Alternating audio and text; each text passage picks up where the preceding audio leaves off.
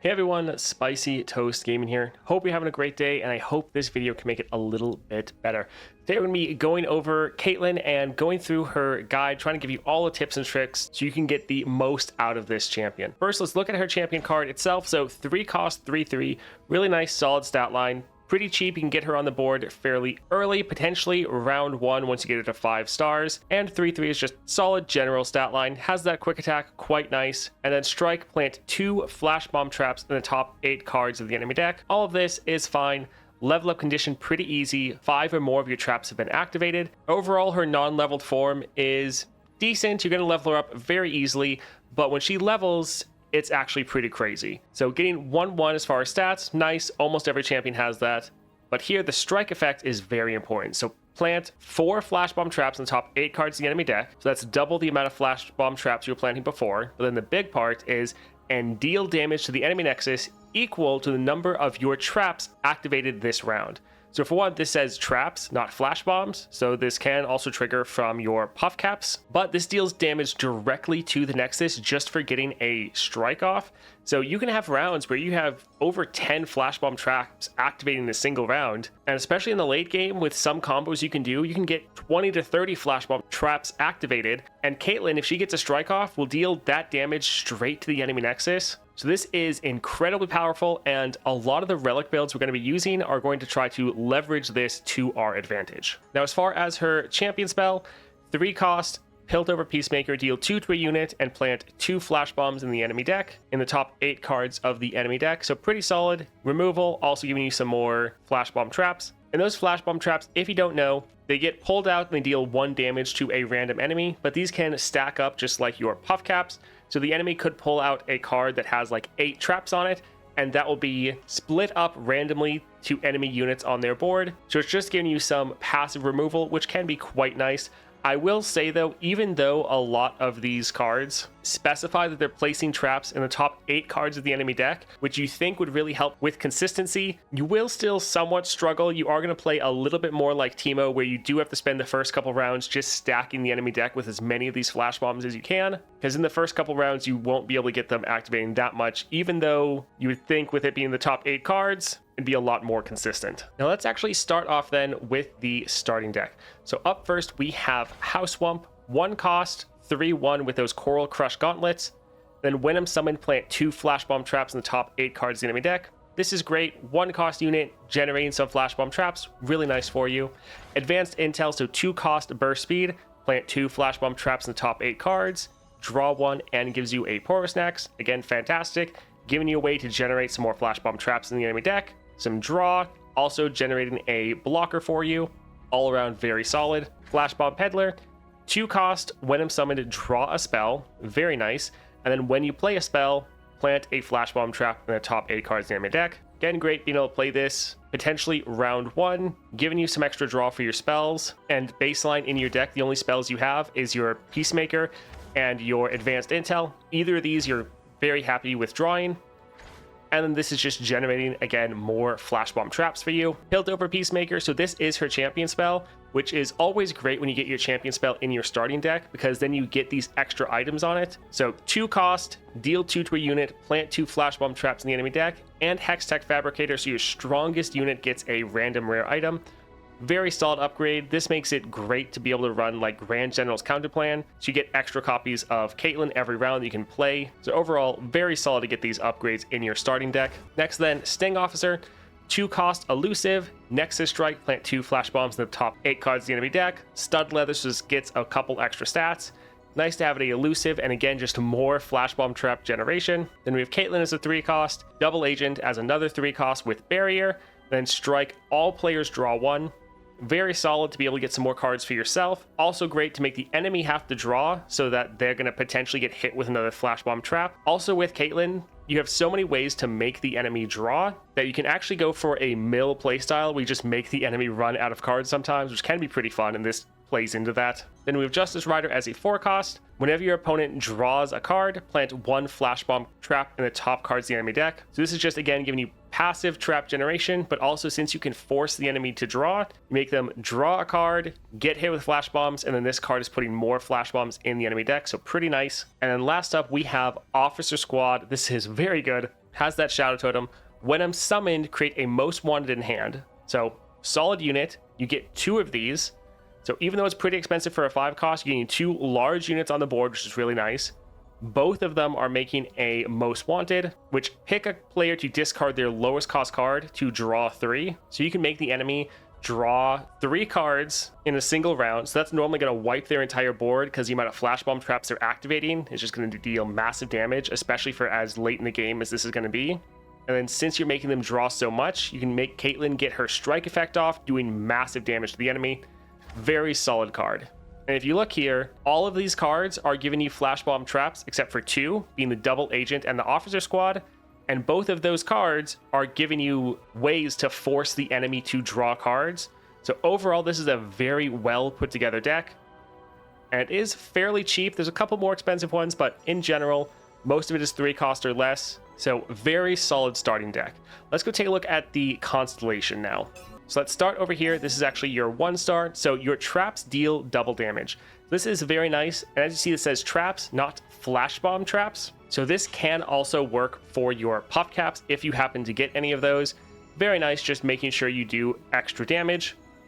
Then right here, you get your 2-star. So +1 starting mana. When an ally is summoned or attacks, plant a Flash Bomb trap in the top 8 cards of the enemy deck. This is very nice and especially very broad. So anytime you summon a unit, you're getting more Flash Bomb traps. So you can pair very well with other champions that just focus on summoning units, or ones that summon like a bunch of ephemeral units, because the more units you summon, the more Flash Bomb traps you get. So a great way to be able to give you that versatility to build out your board, or when you're looking at support champions or specific cards, if you see any that, even though they wouldn't seem like they have good synergies with you, if they're just summoning a bunch of units, this is very nice. Then we also have or attacks. So for each unit you have attacking, each one of them is planting another individual Flash Bomb. So any synergies you can get with getting extra attacks in, whether that's like Scout, Free Attack, Rally, any of that will again help you plant more Flash Bomb traps. So this is a fantastic 2nd star power, giving you 2 very broad ways to just greatly increase your Flash Bomb trap generation. So this is very nice. And then from here, it's pretty interesting. You can go up here to get your 3rd star power, or you can go down to get your 4th and 5th. But let's take a look at the 3rd star power first. So your traps deal triple damage. Again, very broad, just any traps you have, which essentially is just puff caps or your Flash Bombs, but just making them deal triple damage is very nice.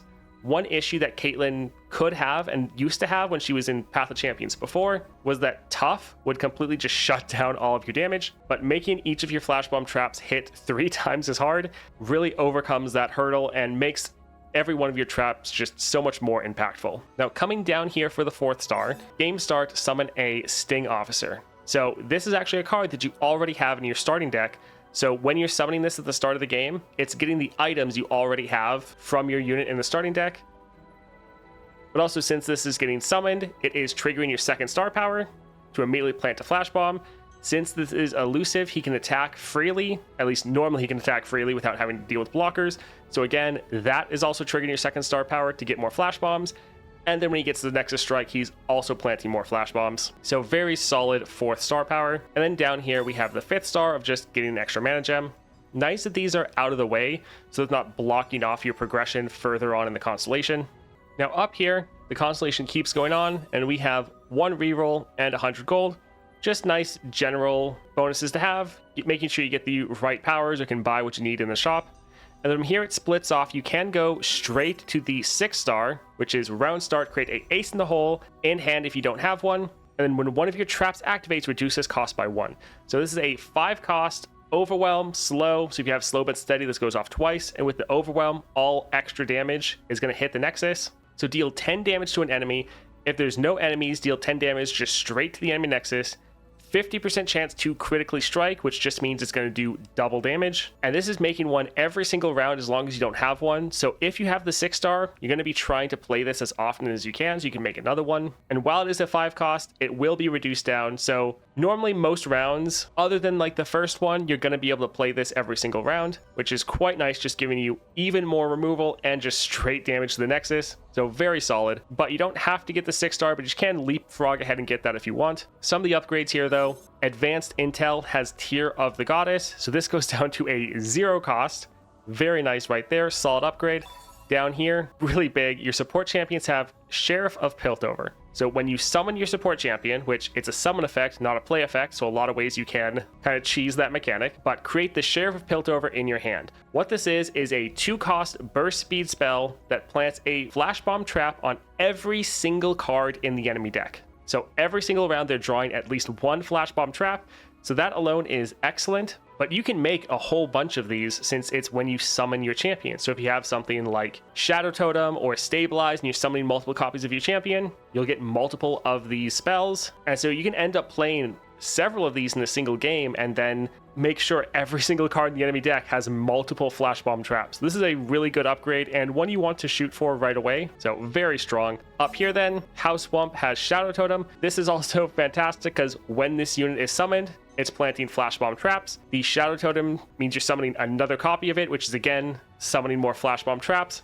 Also, this is triggering your second star power of summoning another unit, which is again planting more flash bomb traps. So overall, very good upgrade right here. And then last up, followers you acquire in adventures have flash bomb satchel. So just all the followers you can get in adventures, also when you play them, are going to be planting even more flash bomb traps. All the other upgrades here are just for gemstones. I was actually able to get one, so all my P and Z champions have one extra reroll. Overall, the Constellation is very good. The powers are fun, they work together, and there's kind of no nodes here that you feel like you don't really need or care about. Each one feels very impactful and makes your Caitlyn feel even better. Now, all that being said, you can still clear a lot of the toughest content in the game with just a 2 or 3 star Caitlyn. It will obviously be harder, but don't feel like you have to go through and get all the upgrades here in the Constellation to be able to clear the content. Caitlyn is still a solid champion. She will just be a bit slower, and you'll have to be a bit more careful when playing her. Now, let's go ahead and take a look at some relics. So like we talked about at the very beginning, strike relics are very good for your Caitlyn. So going for a Stalker's Blade or a Gatebreaker, both very good. Stalker's Blade, you obviously have the downside of the enemy has to have a unit on the board. So sometimes it can be a little bit rough. If the enemy doesn't have anything for you to hit, then it feels really bad playing your Caitlyn. But it is a summon effect, so you can trigger this a lot easier than the Gatebreaker. But the Gatebreaker just hits the Nexus, so you're always going to have a target there. So you normally want to be running some amount of strike relics on your Caitlyn. And another relic that is pretty good is the Grand General's Counterplan. Around start, create a fleeting copy of me in hand.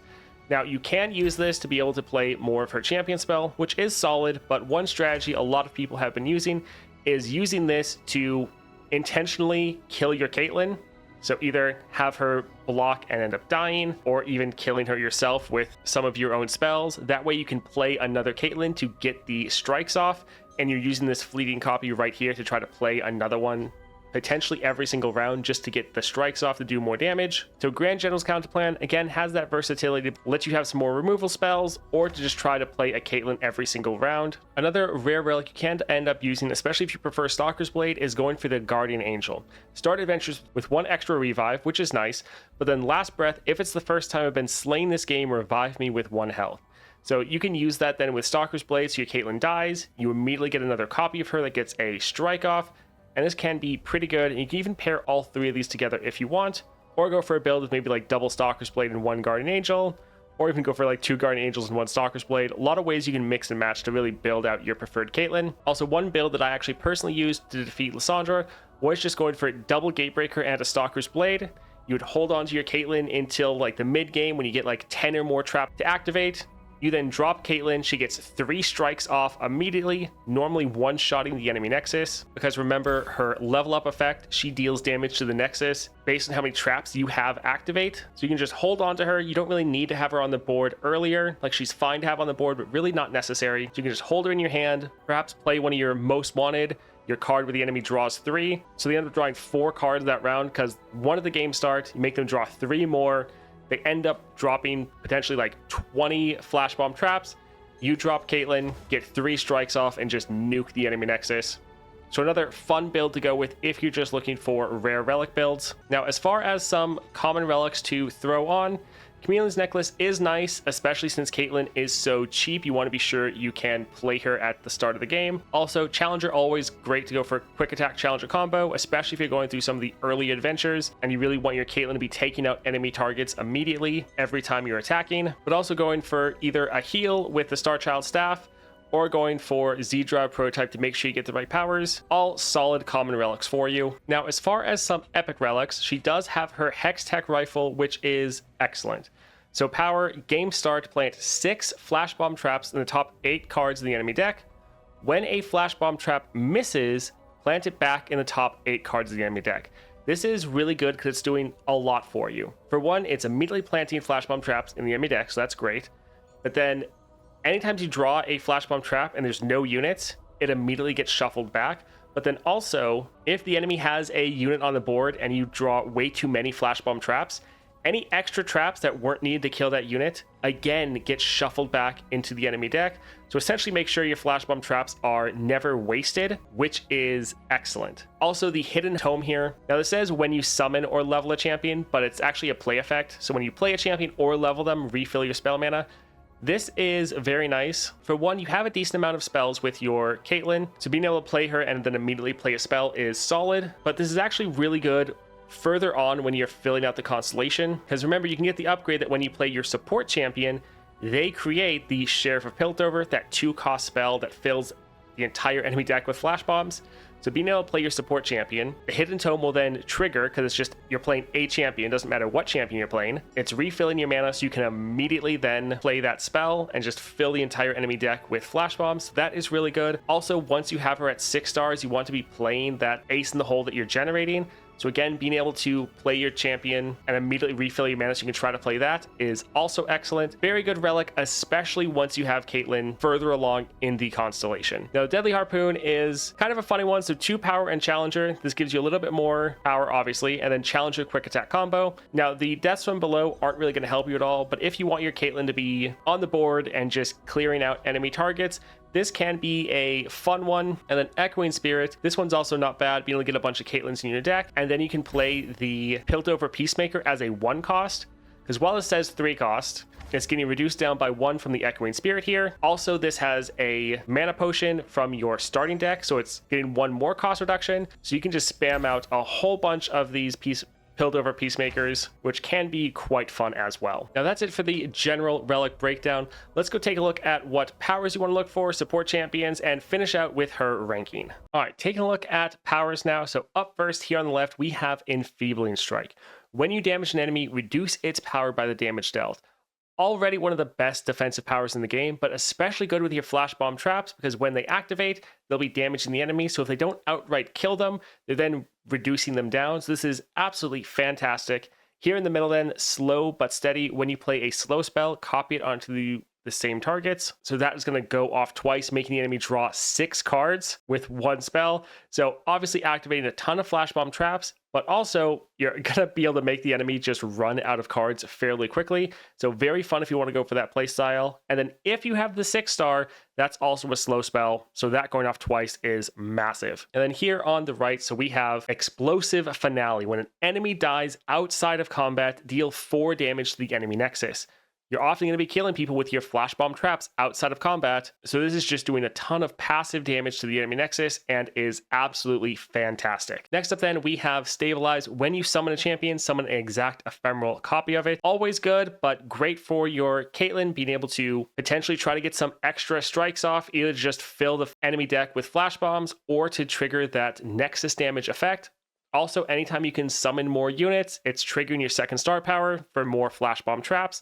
And then later on, when you're going through the Constellation, summoning 2 copies of your support champ give you 2 of those Sheriff of Piltover spells, which is quite handy. Here in the middle then, Seat of Power, game starts, summon a Emperor's Dais. This gives you the landmark that when you attack, you summon a attacking Sand Soldier. This is just, again, helping you trigger your 2nd star power of summoning more units. So pretty handy for you. And then Officer Backup, game start, summon a Sting Officer. Now, this is actually your 4th star in your Constellation, but getting another Sting Officer is quite handy for you. Also, any of the powers that are just summoning units at the start of the game, very good for you, both to be able to, again, trigger your 2-star of summoning units, trigger your 2nd star from being able to attack right away, but then also being able to have blockers potentially. So any of the powers that give you units at the start of the game or at round start are quite good. Last up then for powers, there is Domination Round Start Rally. Again, always a solid power, but this works very well with your 2nd star of just getting more attacks in to be able to get more flash bomb traps. Hold them off, round start Frostbite the strongest enemy. Now you could also go for Hold It here or any of the other solid defensive powers.